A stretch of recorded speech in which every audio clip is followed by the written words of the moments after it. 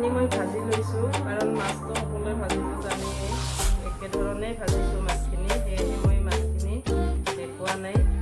আগতীয়াকৈ গেছৰ চুলাৰ ওপৰত মই গেছটো জ্বলাই লৈছোঁ আৰু গেছৰ চুলাৰ ওপৰত এটা কেৰাহী উঠাই দিছোঁ।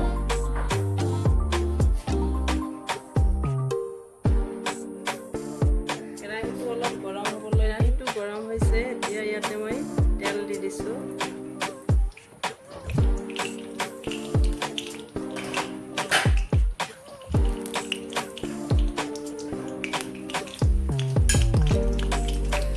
কেইটামান পাঁচফোৰণ দি দিছোঁ।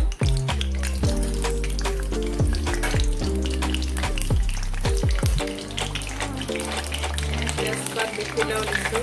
শুকান জলকীয়া দুটাও দি দিছোঁ।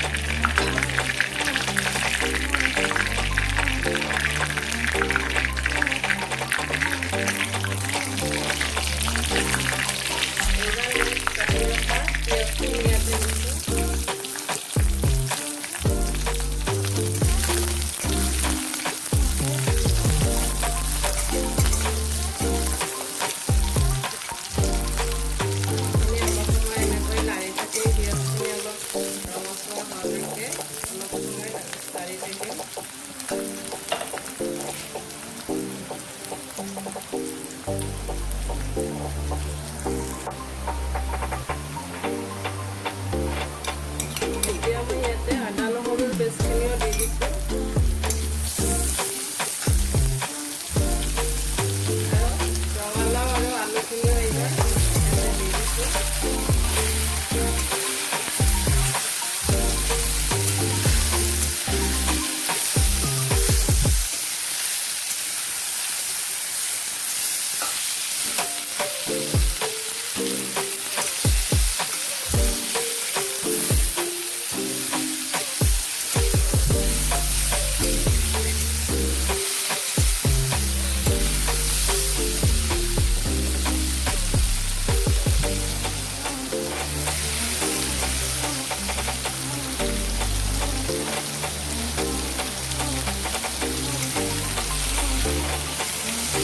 অলপ সময় এইখিনি ঢাকোন লৰাই লাহে দিম আৰু ইয়াতে মই সোৱাদ অনুসাৰে নিমখ দি দিছোঁ।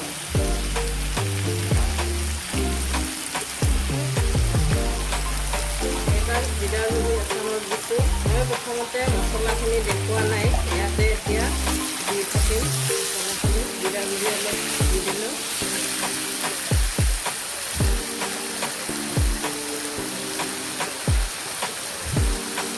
জলকীয়া গুড়ি এচামুচ দি দিছোঁ আৰু ধনিয়া গুড়ি এচামুচ দিছোঁ।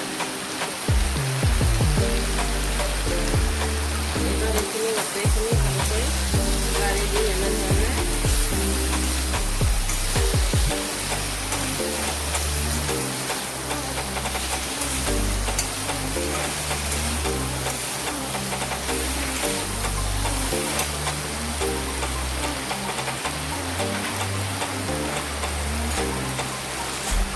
এইবাৰ হালধি গুড়ি দিছোঁ।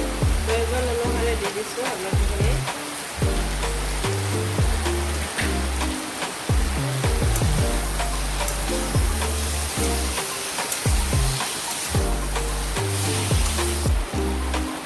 এচামুচ ইয়াতে চেনি দিছোঁ। ৰঙালাওত অলপ চেনি দিলে খাবলৈ ভাল হয়, টেষ্টি হয়, কাৰণ কিছুমান লাওত মিঠাটো কম থাকে, সেয়েহে মই এচামুচ ইয়াতে চেনি দি দিছোঁ।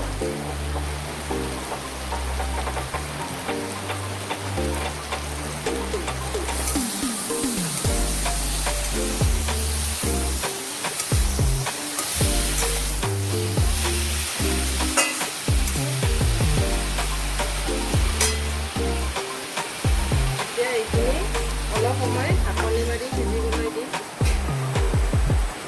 এতিয়া এইবাৰ এইখিনি সিজিছে, লাৰি দিছোঁ। এইখিনি সিজি গৈছে। এতিয়া মই মাজতে দুই এবাৰ লাৰিছিলোঁ আৰু লাৰি দিছোঁ।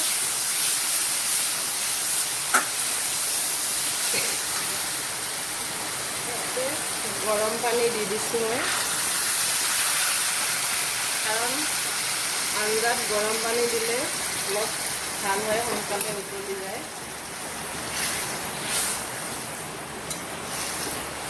এনেকৈ কিছু সময় আৰু অলপ হ'ব দিম। লাও সিজিছে, এতিয়া লাও আলুও সিজিছে। এতিয়া ইয়াতে মই মাছ কেইপিচ দি দিছোঁ সিজিবলৈ অলপ।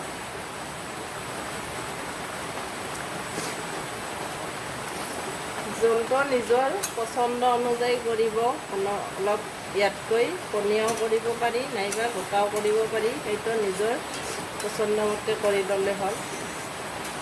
এতিয়া এনেকৈ মাছখিনি অলপ সময় সিজিবলৈ দিম।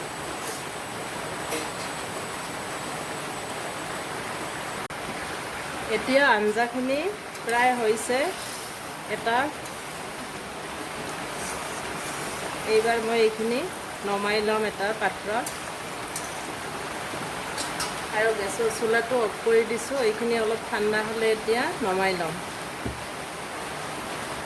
এতিয়া মোৰ ৰঙালাও, আলু আৰু চিতল মাছৰ আঞ্জা খাবৰ কাৰণে ৰেডি হৈছে। ইয়াতে মই নমাই লৈছোঁ। গতিকে এনেধৰণৰ ৰেচিপি আপোনালোকে এবাৰ বনাই খাব।